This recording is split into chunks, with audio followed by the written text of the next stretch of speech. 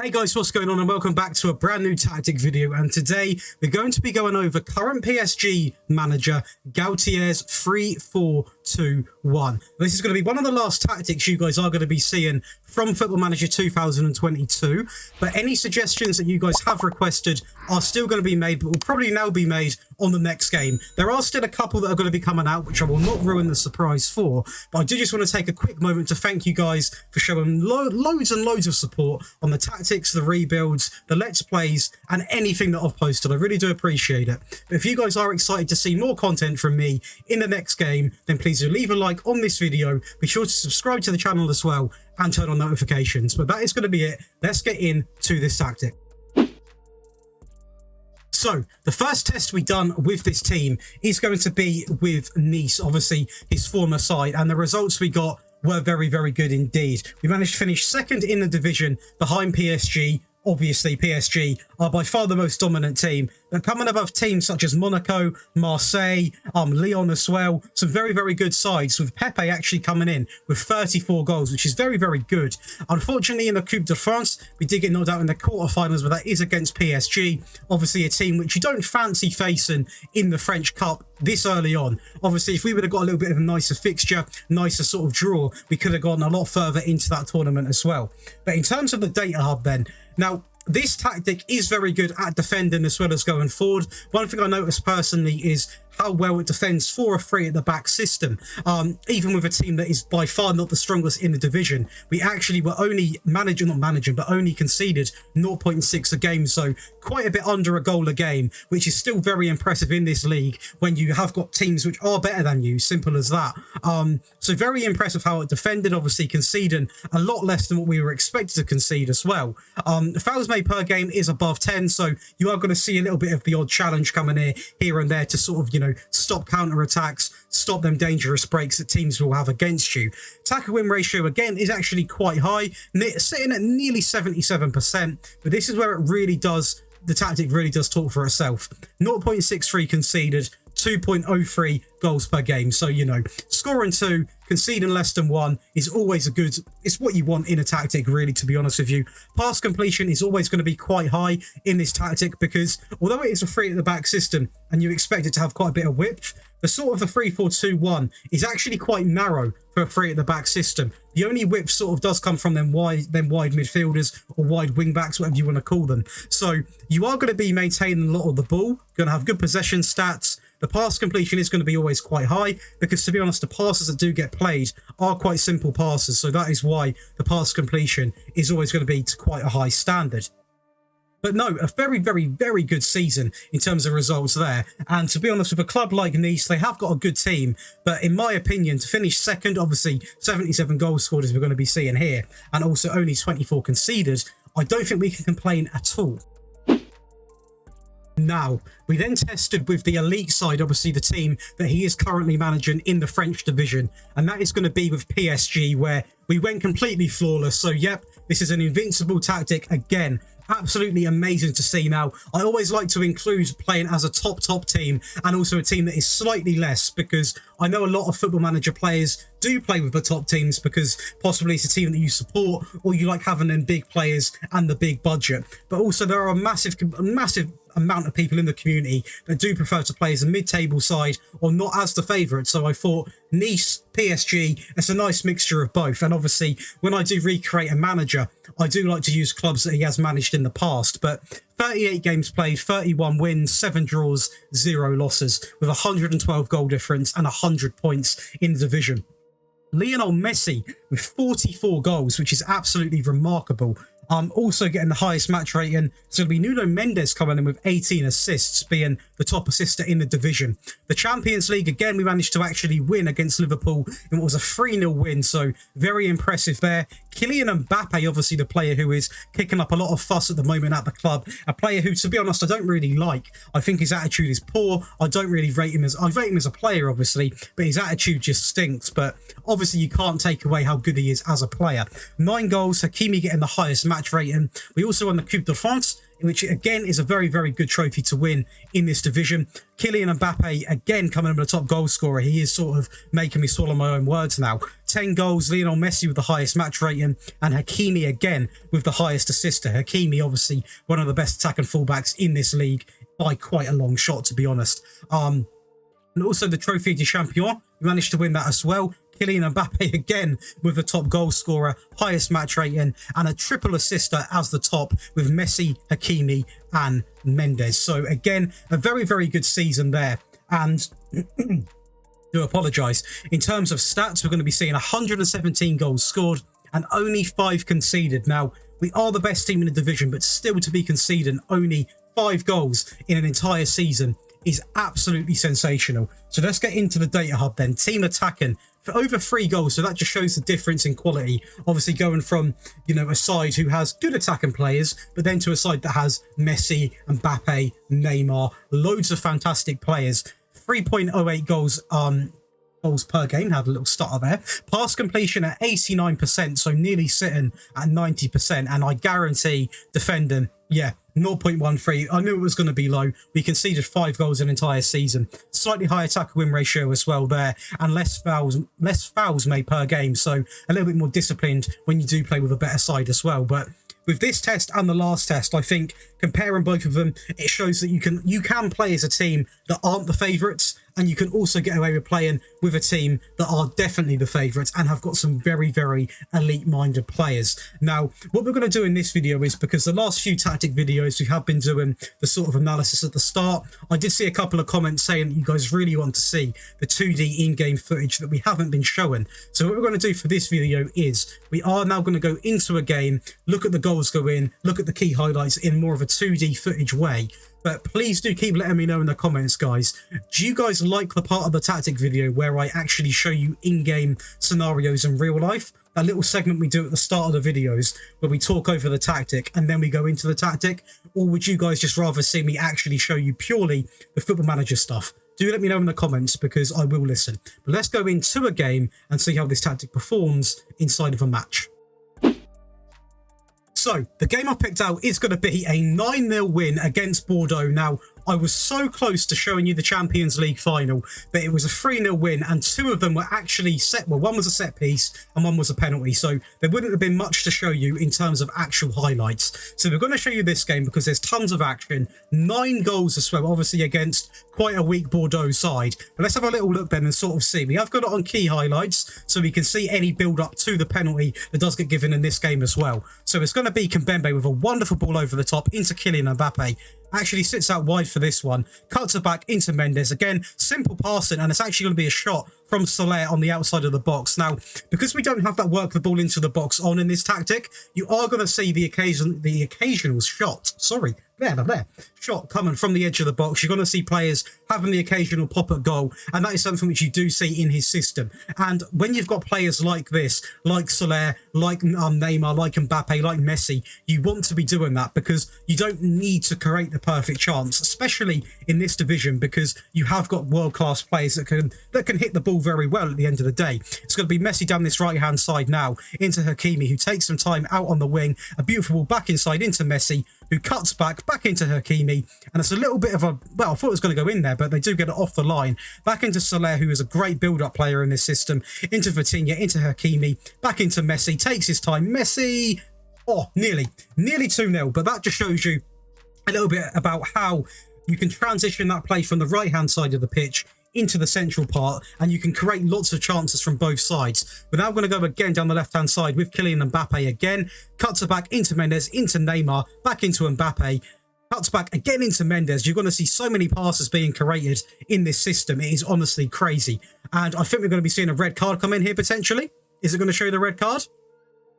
It does there, and it is a red. It's absolutely disgusting play, and it is a well-deserved red card, so he can get off the pitch right away. But in terms of the build-up play, in terms of just how you play the game normally, you are going to be seeing a lot of this short passing, and it creates some really, really good chances, obviously.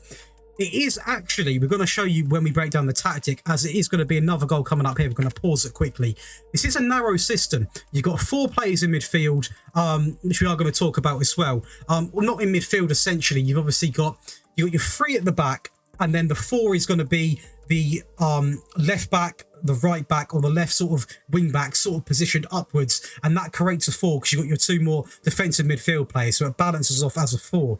And then you've got your 2, and then you've got your 1. So we're going to talk about that and how it works sort of after these highlights when we break down the tactic. But we're going to see another beautiful run from Kimpembe here. Again, the short passes always work in this system. Into Soler, takes his time, hits it, and tucks it in to the top left corner. So this player here is one for the future, honestly. A player who I highly, highly rate. To be honest with you, I didn't know much about him until I started using him on Football Manager. But I've watched the occasional PSG game, and I do actually rate him. He is very, very good.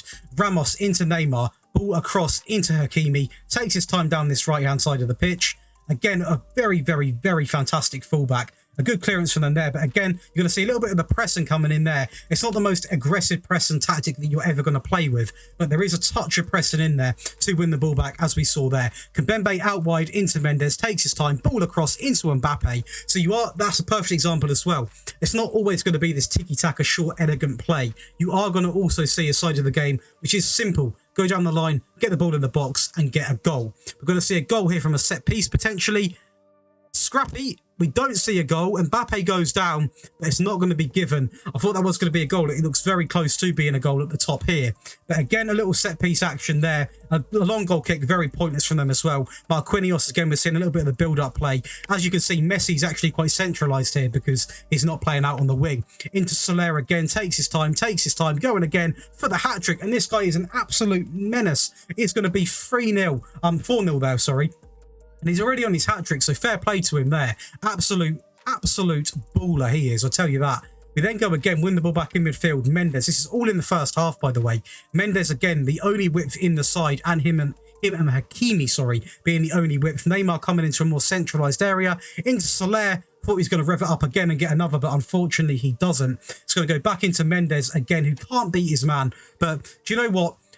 Having fullbacks in this system that are as good as Mendes and Hakimi does make the big difference. So if you guys are going to use this yourselves, I would recommend getting fullbacks that are very, very good at attacking, because the better your fullbacks are, because they are the majority of your width, the better they are, the more chances you're going to get, because they create the only chances that come from the wide areas at the end of the day. So that'll be my one piece of advice. Make sure that you have got very good fullbacks, because, you know, well, it's not, you don't have to have good fullbacks in the sense of, like, you know, it's still going to play very well, but obviously the better your fullbacks are, the better creative they are, more creative they are, sorry, the better chance you've got at getting goals from wide areas is the best way of putting it. But we are going to be seeing another goal here. I believe it's going to be a set piece, and that is going to be number 10, Lionel Messi. Wonder, I mean, honestly, wonder goal. And this guy here, in my opinion, is the best player in the world. Comment below right now if you're still watching. Who is the best player in the world you have seen in the last 20 years? Let me know. Lionel Messi, ball in the box, cuts out into Neymar, who has a bit of a wild shot there. Obviously, you know, a very interesting player. What a personal favourite of mine, to be honest. I really do rate Neymar, and it looks like it's going to be a little bit of a penalty appeal here. Is it going to be given? Pretty much sure it is going to be given here. You can see up the top here how close it is to being a goal, and there he does. He points to the spot, and it's going to be, is it going to be Lionel Messi stepping up again for another goal? Come on, Messi, mate, don't waste the time. It is going to be Messi into the bottom right corner, and again. So, no, it's always interesting. This is going a bit off topic now, but that PSG scenario they're in now, where you've got Mbappe that really doesn't want to be at the club. You know, he clearly isn't happy.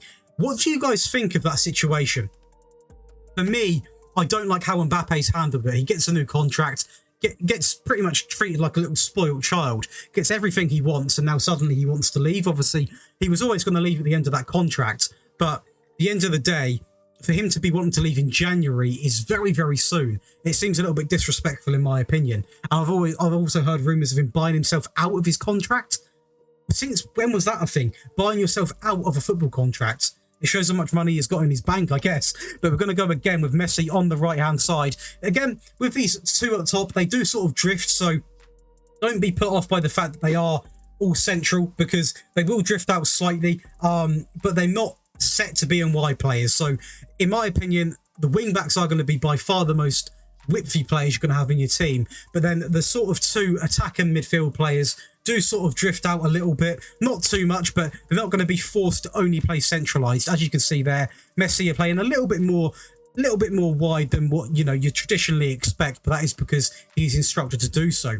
And then another long goal kick. They couldn't get anything going this game. I did feel a little bit sorry for him. We're going to have Mendes down the line here into Fabian, a ball over the top into Mbappe, takes his time, and that is into the bottom right corner. Again, I hate giving him positivity, but Mbappe is one hell of a player, but you know, money's ruined the guy. He really has. It's a shame. It really is. It shows how negative that side of the game is, you know. When you do have such a talented player come into money at such a young age, it has ruined him. It happens a lot with the English lads as well. You see them, you know, go on a holiday with, for example, not as young, but Harry Maguire, his attitude towards the Greek police and stuff like that. And that is definitely off. That's another man gone, down to 10 men. But that's just a little off topic, but it's a good talking point. How, you know, money does affect some footballers worse than others. You get players like Mane, who obviously take it very well. Kante as well. Very humble players. That is going to be the last goal there in a game. And I've got to show you the stats in this game because it is hilarious. We absolutely thumped Bordeaux in this game, as you can see. But we want to see the stats. Hopefully it's going to be the last highlight. We're going to go back anyway. You can see some of the fixtures here. It's absolutely brutal. Some of the score lines are absolutely nuts. I mean, genuinely nuts, even against some top teams. We'll have a quick look. We're going to be seeing, obviously, where's the finals? A 4-0 there against Barcelona. Man City, a 1-0, not as bad for them. 2-1 win. Liverpool in a 3-0 win in the Champions League final, and they were playing a full strength team as well. They just didn't really turn up to the final, which is a bit unfortunate for them, but a full strength team there. But the game we just played, and trying to find it, it was a 9-0 win. I want to show you the stats because it was absolutely brutal. That's going to be down here, isn't it? That was a shock result, by the way, against Rangers. I'm not trying to hide that. I do show you guys the results, but that was a bit of a shock. 9-0, here we go.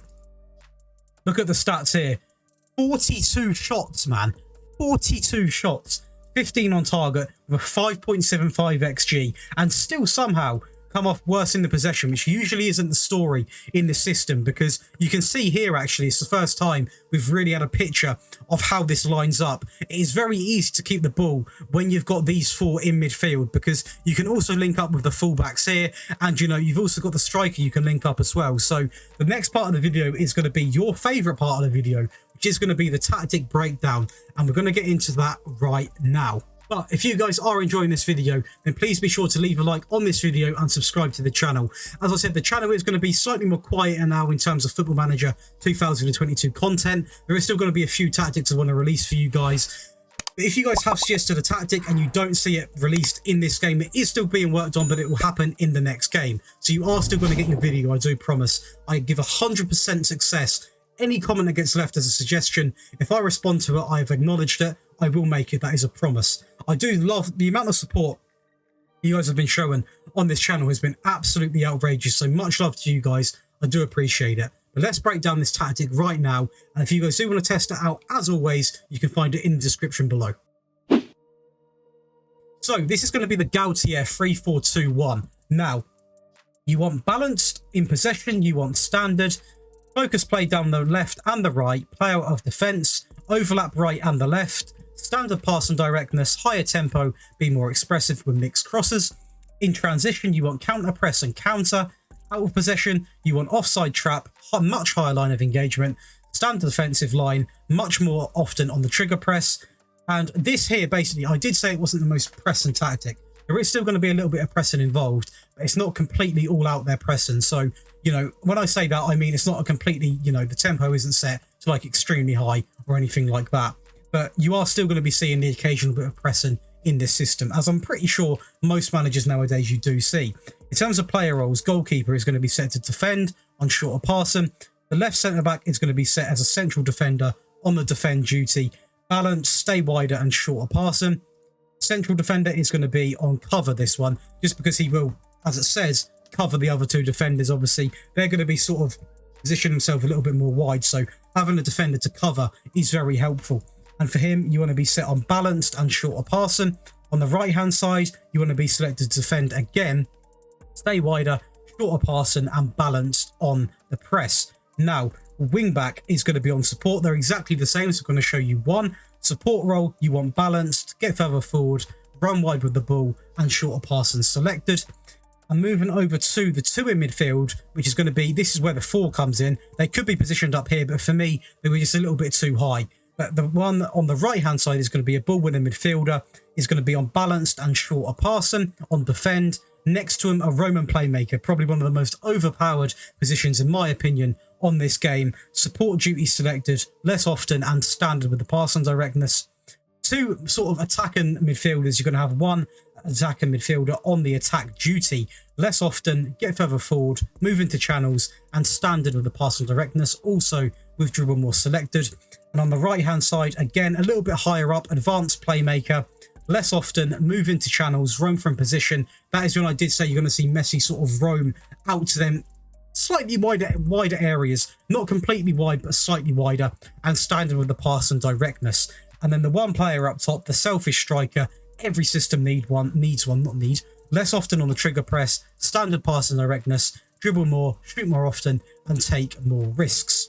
But that is going to be it for me today, guys. I hope you guys have enjoyed this tactic recreation. Obviously, it is a very, very good system. As you've seen, it performs well with an elite side or a slightly mediocre sort of mid-team side. So make sure you guys do test out this tactic, and do let me know how you get on in the comments below. If you guys have enjoyed this video, please be sure to leave a like on the video. Be sure to subscribe to the YouTube channel. It's completely free. And if you guys want to go the extra mile and support me, be sure to turn on notifications. This way you're never going to miss an upload, when I live stream, when I do a community post, and also I believe you get notified when I premiere a video as well. So loads of stuff for you guys to get involved in. But that is going to be it for me today, guys, and I'll see you in the next one.